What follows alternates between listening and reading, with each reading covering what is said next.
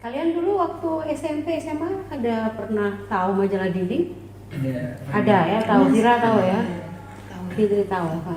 Majalah dinding namanya apa? Ayo. Mading kan Bu? Mading. Gesa. Hai guys, jumpa lagi bersama saya Tete Permantara dalam Gesa.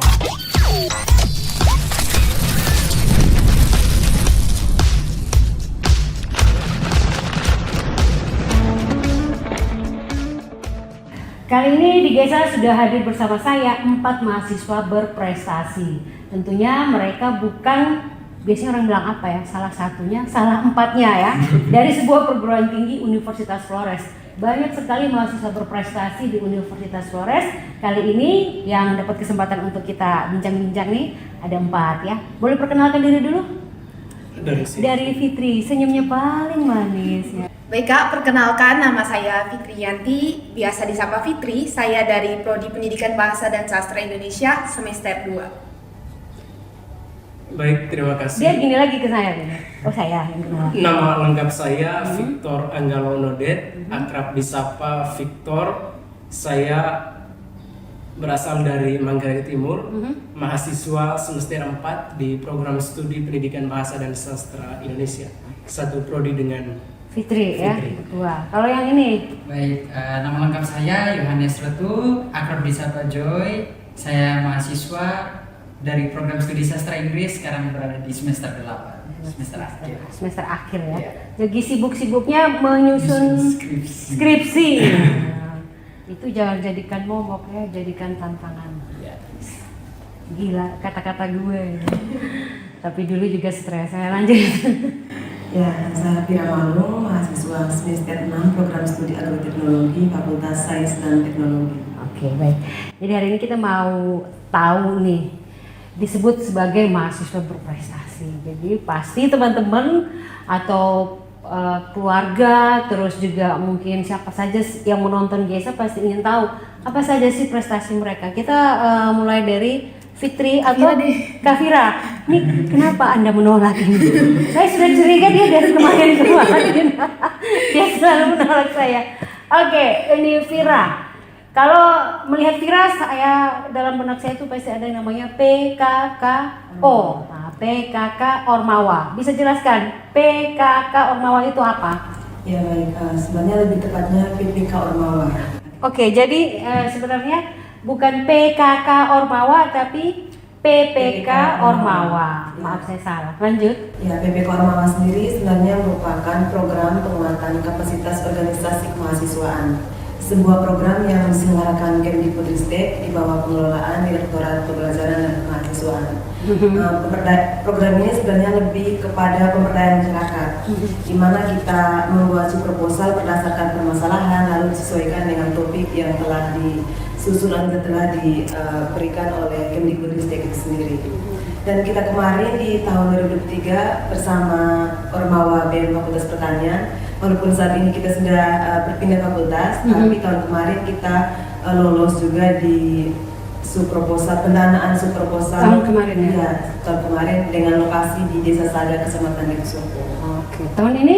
Tahun ini lolos lagi. Lolos lagi? Ke tahap presentasi, semoga tanggal Penonton kita tidak ada hari ini. Harusnya mereka disuruh tepuk tangan. Ya, kita tepuk tangan aja deh. Oke, jadi tahun kemarin lolos PPK Ormawa ini konsentrasinya di Desa Saga. Iya, Terus literasi 2024. pangan. Oke, literasi pangan. Kalau yang tahun 2024 ini di mana? Ya, tahun 2024 ini kita dalam kota di Kelurahan Kelimutu. Tapi fokusnya lebih ke lingkungan mereka karena di sana terdapat genangan air yang misalnya hujan 3 jam saja sudah bisa tergenang selama 1 minggu. Itu berdasarkan survei kita kemarin. Sehingga kita mencoba memberikan solusi melalui pembuatan lubang-lubang biopori. Oh, biopori. Ya. Dan kalau tahun kemarin kita bersama Ormawa BEM, tahun ini bersama URC. URC, Umarema Kelas ya. Betul. Jadi Umarema Kelas itu kalian sudah tahu? Sudah. Ya, salah satu komunitas yang ada di waktu itu masih di Fakultas Pertanian, sekarang sudah di Fakultas Sains dan Teknologi karena ada merger 2 fakultas ya di situ. Oke, jadi dari PPK Ormawa ini yang dari tahun 2023 itu kalian lolos atau bagaimana sih kelanjutannya? Kan tahun 2023 fokus kalian di Desa Saga untuk literasi pangan ya. Nah, jadi bagaimana bisa mewariskan dan mempertahankan pangan lokal yang ada di sana dan benih-benih lokal yang ada di sana. Dari situ bagaimana kelanjutannya? Apakah ada ajang lagi dari situ? Kalau PPK Ormawa sendiri sebenarnya pertama pasti dimulai dengan sosialisasi program. Setelah itu kita mulai menerapkan program yang telah kita susun di proposal tadi kepada kelompok sasaran di sana. Nah, program kita kemarin dimulai dari budidaya hingga kemudian pengolahan pangan lokal. Lalu yang terakhir kita fokus ke inventarisasi benih. Nah, sebenarnya puncak dari PPK Ormawa sendiri ada yang namanya Abdi Daya Ormawa. Abdi Daya Ormawa sebenarnya sebuah wadah atau sebuah kegiatan besar yang diselenggarakan untuk memberikan penghargaan kepada ormawa-ormawa yang dirasa sudah cukup mampu atau sudah berkontribusi besar atau berpengaruh nyata terhadap kelompok sasaran. Sehingga kemarin kita menyelenggarakan Abdi Daya Ormawa ini di Universitas Jember, Jawa Timur. Mengikuti. Ya, mengikuti. Ya. Ya, dari BEM Fakultas Pertanian ini. Ya, betul. Oh, dengan berapa banyak peserta dari seluruh Indonesia. Jadi kalian yang begitu banyak mengikuti PPK Ormawa ini dari seluruh Indonesia disaring lagi untuk bisa mengikuti ajang yang paling bergengsi dari level ini ya, dari PPK Ormawa ini ya, yaitu Abdi Daya. Nah, itu bersama berapa universitas tuh dari seluruh Indonesia? Ya, kalau tahun kemarin setahu saya yang lolos ke tahap pendanaan itu ada sekitar 600-an perguruan tinggi. Lalu kemudian disaring lagi dilihat dari intensitas pengisian logbook, lalu pelaporan kita di setiap laporan kemajuan ataupun presentasi-presentasi kita, lalu kemudian dinilai juga dari sosial media kita, kemudian disaring dari 600-an perguruan tinggi, kemudian yang lolos ke tahap Abdi Daya itu menjadi 79 perguruan tinggi. Harusnya 81 perguruan tinggi dari NTT sebenarnya itu kalau tidak salah universitas yang ada di Kupang, mereka tidak sempat ke Mengikuti ya di Universitas Jember. Sehingga satu-satunya yang lolos dari NTT hanya dari Universitas Flores. Ini luar biasa ya, karena membawa nama Unifor melesat ya, di tengah universitas-universitas lainnya. Jo, kalau ketawa senyum manis sekali Jo. Oke, kalian ada yang mau bertanya pada Fira sebagai sesama mahasiswa tentang PPK Ormawa ini? Masih mau dipikirkan ya? Sambil kalian memikirkan, karena saya melihat wajah-wajah mereka langsung gini tadi. Apa ya gitu. Daripada buang waktu, saya langsung ke Victor dulu. Oke. Terima kasih Fira ya. Nanti kita bakal tanya-tanya lagi. Setidaknya kita semua sudah mendapat gambaran tentang PPK Ormawa yang diselenggarakan oleh Kemendikbudristek RI. Oke. Victor, dengar-dengar nih. Victor dari Manggarai. Saya mau tanya dulu.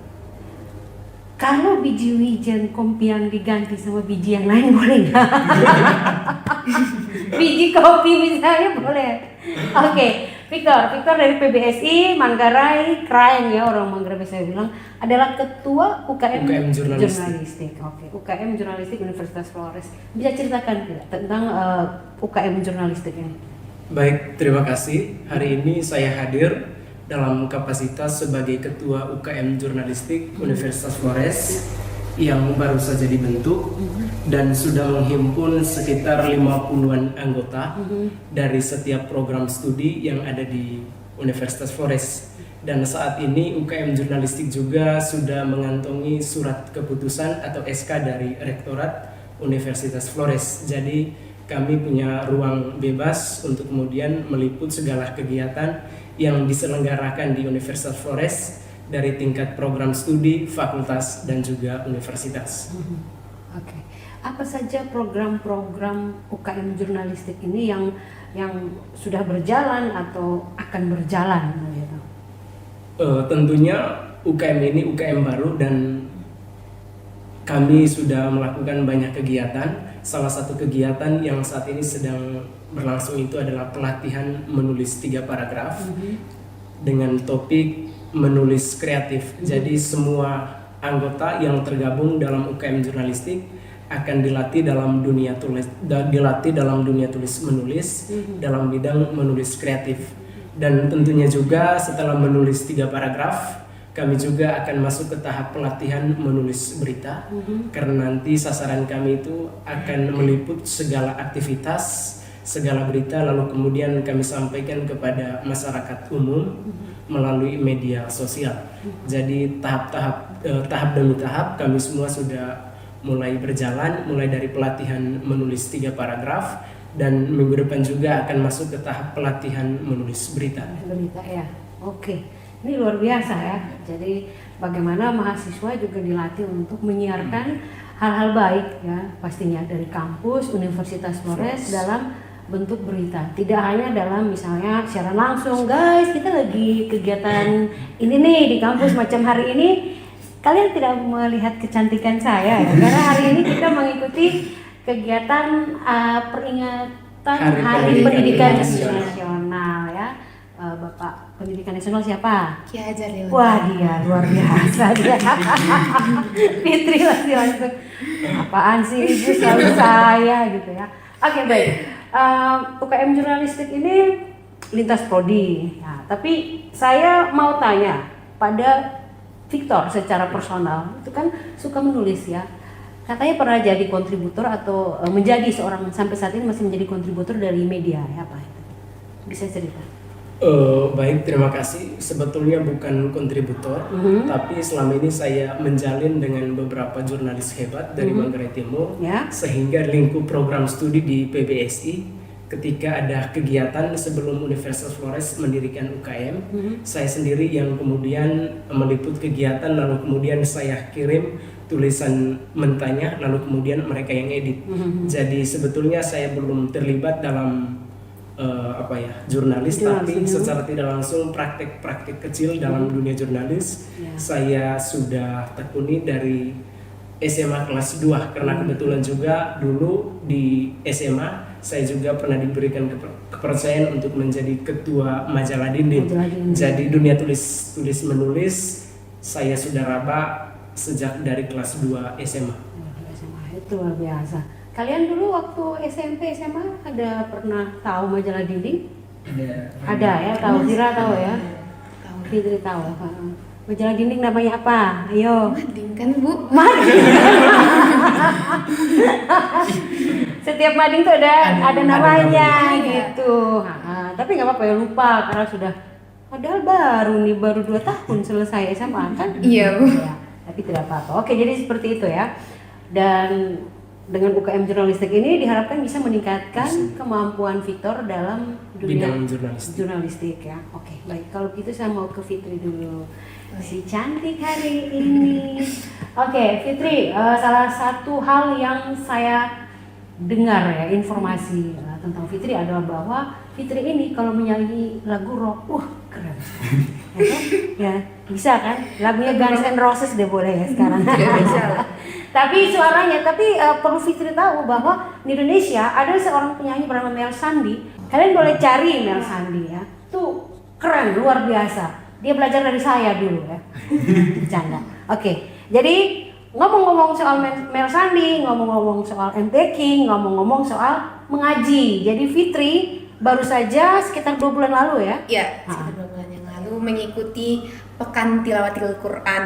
Kalau yang biasa dibilang MTQ, Musabakoh Tilawatil Quran. Kalau khusus untuk di RRI yang diperlombakan dinamakan dengan PTQ, Pekan Tilawatil Quran.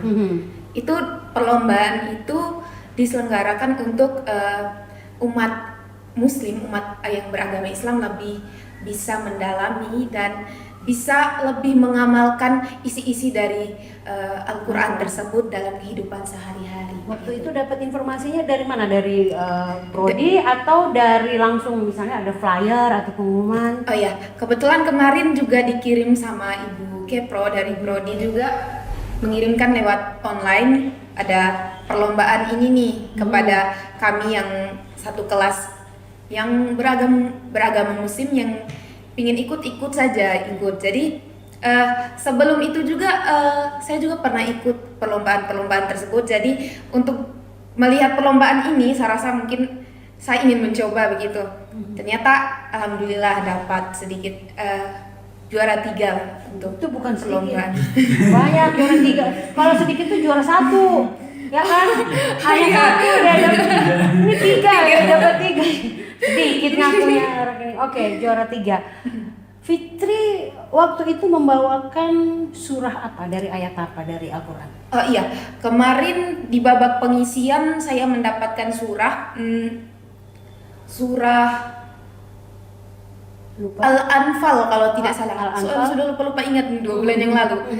Al-Anfal ayat 1. Kemudian di babak final saya dapat surah Asy-Syu'ara. Dan surah itu tidak di apa oleh juri, bukan dari kami sendiri.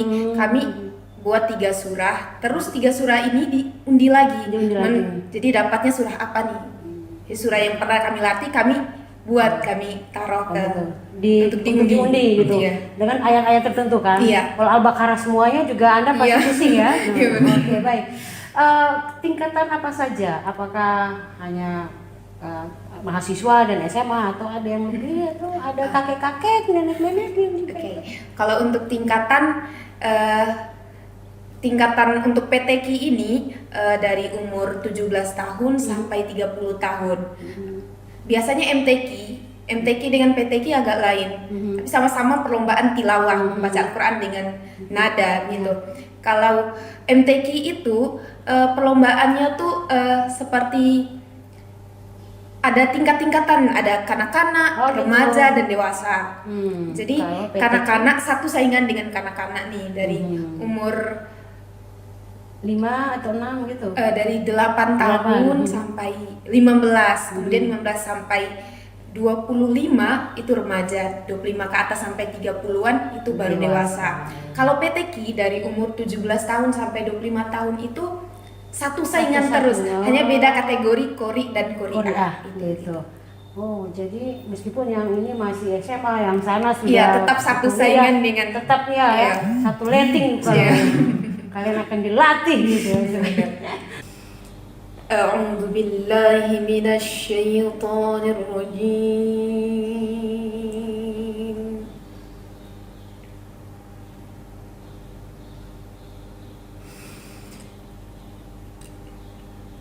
Bismillahirrahmanirrahim.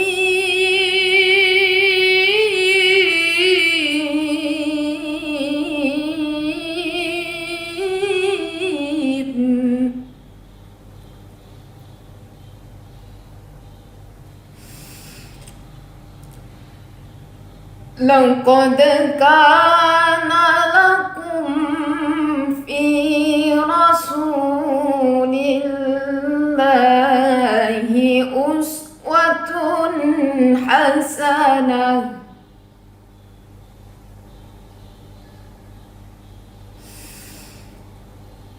في رسول الله أسوة حسنة لمن كان يرجو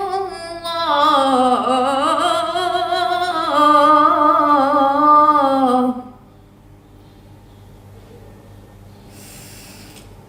لمن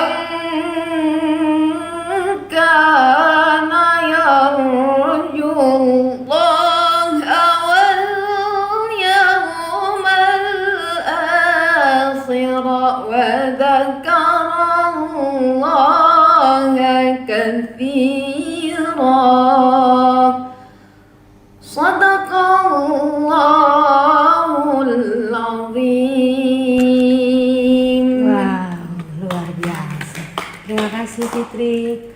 Suara Anda sangat menggetarkan saya, karena saya belum tentu bisa mengaji seperti itu ya. Oke, luar biasa. Apalagi kalian semakin tidak mungkin. Wow, luar biasa ya Fitri.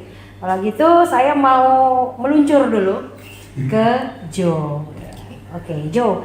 Saya Vira, di dalam benak saya selalu yang ada di benak saya adalah PPK Ormawa dan juga Umar Maklas. Kalau Victor itu pasti dunia tulis menulis ya, karena dia pernah membawakan saya sebuah buku ya bersama Bapak dosen Yohanes Yandi gitu ya. Oke, Fitri yang selalu ada di benak saya adalah pekan Tilawatil Quran ya, PTQ. Oke. Kalau Jo itu yang ada di benak saya selalu LKMM. Iya. Ya, karena dia beberapa kali LKMM terus begitu. Tidak bosan ya. Oke, saya mau tanya tapi sudah kompi yang tadi belum pikir saya tuh. Misalnya apa isi di dalam bola basket tuh? Tahu? Udara. Udara ya? Iya. Wah, udara ternyata. Saya kira karet. Oke, coba bisa cerita soal LKMM ini. Oke, baik. Terima kasih Kak.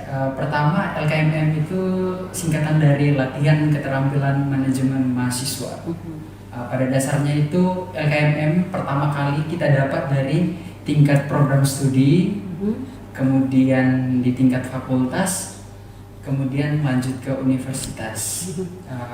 Untuk secara tingkat nasional itu LKMM itu berada di bawah naungan Kemendikbud dan dilaksanakan oleh tim Belmawar. Ya. Jadi sedikit cerita Kak, kemarin setelah kita ikut LKMM dari tingkat program studi dan naik ke fakultas, tahun kemarin 2023 di bulan Juli dari tanggal 7 sampai 9, kita dari Universitas Flores mengirimkan 4 wakil, salah satunya Kak Fira hadir di sini. Kita melaksanakan kegiatannya di Aston Hotel Kupang Center. Di sana kita ada sekitar 18 universitas yang ada di lingkup wilayah NTT. LLDT 15 ya. LLDT wilayah 15. Total pesertanya kira-kira 40 orang. Dengan ada 4 pemandu dan 1 pemandu pemula dari universitas kita juga, dari namanya dari program studi pendidikan fisika, Bapak Ilyas. Oh ya, Bapak Ilyas. Jadi di sana kita dilatih untuk bagaimana kita mengatur waktu sebagai seorang mahasiswa. Kita lebih banyak penilaian tentang kedisiplinan. Terus kita dilatih untuk membuat sebuah organisasi atau badan atau lembaga dan mempresentasikan prospek perencanaan kerja 5 tahun ke depan. Di sana. Itu yang di Kupang. Itu yang di Kupang. Oke, dari situ kemudian? Dari situ kita dinilai dari tingkat di provinsi kemarin di Kupang itu namanya LKMM TM, tingkat menengah. Tingkat menengah. Jadi di situ sekitar 40 peserta, kita disaring 10 orang mewakili NTT untuk berangkat ke tingkat lanjut nasional di Surabaya. Dan kalian berdua? Di Surabaya. Kalian berdua lolos lagi? Kita berdua lolos. Apa tidak ada orang lain nih, hanya kita berdua saja? Munculnya waktu itu kita Muncul ya? berdua. Memang ya. Oke, lanjut. Waktu itu kemudian ikut ke Surabaya. Kita berangkat ke Surabaya, belum pernah injak lagi Surabaya. Belum pernah? Belum pernah. Yang penting jangan Yang bawa penting pulang jangan. itu patung Suro dan Boyo di sana. Bahaya kita nanti. Oke, kemudian di Surabaya mengikuti kegiatan Di Surabaya kita kembali lagi dari 4 provinsi, dari NTT, NTB, Kalimantan Timur sama Jawa Timur. Totalnya ada 40 peserta, namun 1 peserta dari Kalimantan mengundurkan diri karena ada bentrok dengan kegiatan di kampus. Di kampusnya. Ya. Di situ kita gabung sama selain saya berarti saya bergabung sama 38 peserta lainnya termasuk Kak Fira. Kita dikasih lagi materinya Kak. Kita disuruh buat lagi sebuah perencanaan, mungkin kalau dilihat tingkatannya agak sedikit lebih sulit daripada yang TM. Kita kembali lagi disuruh buat sebuah lembaga dengan prospek perencanaan kerja. Namun lembaga imajiner berarti lembaga ya. imajiner. Tapi dengan kriteria yang tentunya sedikit lebih sulit dari tingkat menengah. Pastilah. Karena sudah lebih lebih tinggi ya, sudah nasional, regional, lokal, regional, ini nasional. Nah setelah itu informasi yang saya peroleh, Jo kemudian mengikuti sebuah kompetisi di Kupang. Ya. Apa itu? Untuk kompetisinya kemarin itu debat mahasiswa untuk PTS perguruan tinggi swasta untuk wilayah LLDT 15, tepatnya di Universitas Muhammadiyah Kupang. Jadi kita mulai dengan tahap pendaftaran, kemudian kita seleksi berkas, seleksi awal. Total mahasiswa yang masuk ke babak final ada 10 peserta dari 10 PTS. Di situ Joe kemudian meraih juara dari kompetisi tersebut. Saya kalau saya omong kompetisi pasti ada juara gitu. Macam si Fitri ya juara 3. Sedikit sih gitu. Banyak 3 itu Fitri. Oke, lanjut. Kalau Kak Fitri 3, mungkin saya lebih banyak Kak. Berapa? Saya 4. Ya. Tambah 1. Tambah 1. Tapi setidaknya sudah membawa nama Universitas Flores ke kancah regional ya, ke kancah tingkat provinsi berarti ya. Ya. Oke, itu juara 4 di sini. Juara 4. Apa sih yang diperdebatkan atau yang dilombakan di sana? Tema umumnya itu tentang bonus demografi 2045 dan juga mahasiswa entrepreneur. Mahasiswa entrepreneur. Mahasiswa entrepreneur. Oke. Kalau di benak Victor, mahasiswa entrepreneur itu yang bagaimana? Ayo. Bagi saya bahwa mahasiswa entrepreneur itu artinya mahasiswa yang kemudian memiliki kemampuan dalam bidang bisnis mungkin, lalu kemudian bagaimana kemudian dia mengelola bisnis itu harus sesuai dengan zaman. Jadi gaya boleh kuno, tetapi soal bisnis harus ikut zaman. Jangan. Fitri langsung gini. Tunggu kau di PBS ya. Tunggu. Oke. Baik, jadi tentang entrepreneur dan bonus demografi menuju Indonesia Emas 2045. Oke, baiklah. Sudah bercerita banyak tentang prestasi Fitri, Victor sebagai ketua UKM Jurnalistik, Joy juga yang sudah membawa nama Indonesia ya, nama Universitas Flores, membawa nama Universitas Flores, Vira juga ya, Fitri juga ya. Akhirnya orang-orang dari luar pun tahu bahwa Uniflor ini mencetak begitu banyak orang muda berprestasi. Bukan hanya alumninya, tapi ketika mereka masih mengenyam pendidikan di Universitas Flores, banyak orang muda berprestasi di bidangnya masing-masing. Berarti apapun yang ingin kalian lakukan itu selama itu positif, pasti selalu didukung oleh Universitas Flores. Baik. Untuk kalian berempat nih, kita mau selesai nih sekarang kan. Terus saya mau tanya dulu, apa harapan kalian untuk Universitas Flores? Gitu. Apakah kalian ingin Universitas Flores ada lift dari Jalan Samratulangi sampai Kampus 3 mungkin itu ya?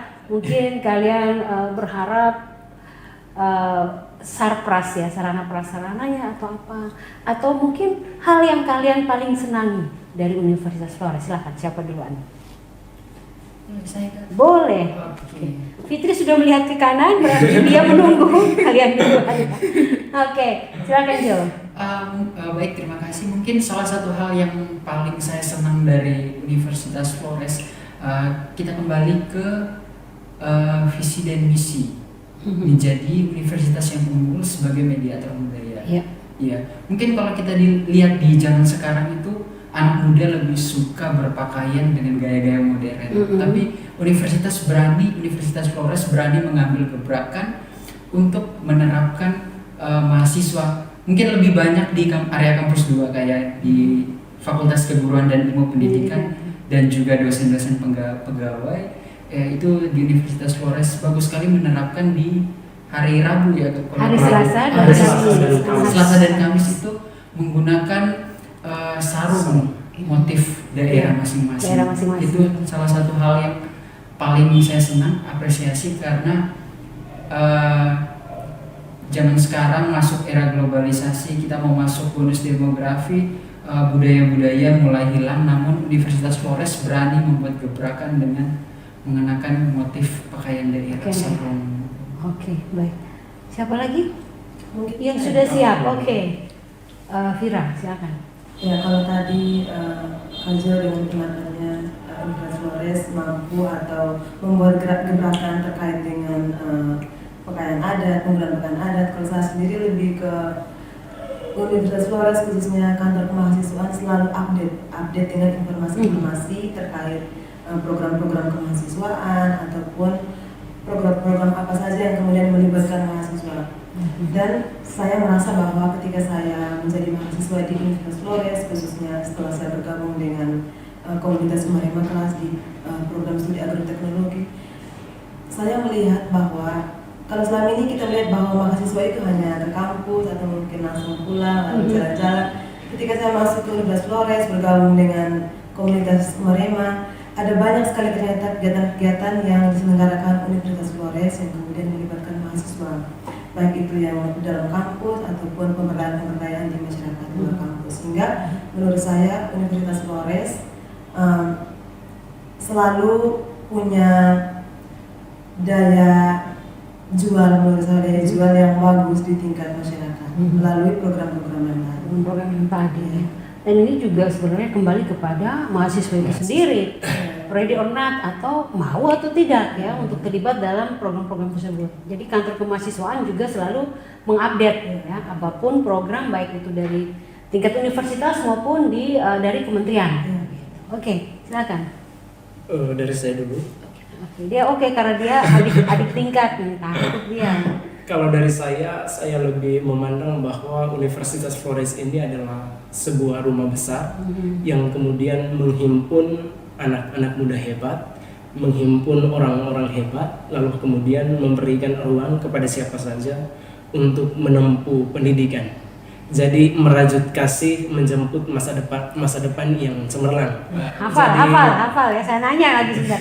Merajut kasih menjemput masa depan yang cemerlang. Jadi, sehingga mungkin Universitas Flores ini kemudian akan menjadi lumbung melahirkan orang-orang hebat di NTT. Wah, ini orang PBSI. Jangan pakai bahasa Arab ya. Tidak. Karena dia sama-sama PBSI, dia udah pakai bahasa Indonesia.